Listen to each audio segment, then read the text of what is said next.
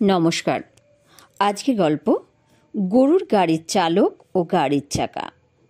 এক গরুর গাড়ির চালক গরুর গাড়িতে প্রচুর পাটের বোঝা বোঝাই করে গ্রাম থেকে স্টেশনের দিকে যাচ্ছিল। গাড়িটা যে দুটি বলদ ট্রেনে নিয়ে যাচ্ছিল তাদের প্রচণ্ড কষ্ট হচ্ছিল, কিন্তু তবু তারা নীরবে মুখ বুজে কোনো শব্দ না করে একইভাবে ওই গাড়ি টেনে নিয়ে যাচ্ছিল। কিন্তু ওই গাড়ির চাকা থেকে খুব শব্দ হচ্ছিল, সমানে ক্যাচ ক্যাচ করে আওয়াজ হচ্ছিল। এই আওয়াজে চালক অত্যন্ত বিরক্ত হচ্ছিল। সে মনে করল চাকায় ভালো করে একটু তেল দিয়ে দিই, তাহলে আর এত শব্দ হবে না। ওফ, আওয়াজে একেবারে বিরক্ত ধরে গেল। কিন্তু না, তাতেও কোনো কাজ হলো না।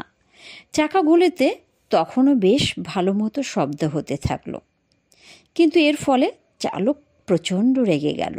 সে গরুর গাড়ির চাকাগুলোকে ডেকে বলল, ওরে বদমাস, দেখ তো এই গরু দুটো কেমন নীরবে কোনো কষ্টের প্রকাশ না করে নিঃশব্দে কাজ করে চলছে, আর তোরা তেমন কোনো কাজ না করে কেন এমন ক্যাচ ক্যাচ আওয়াজ করছিস?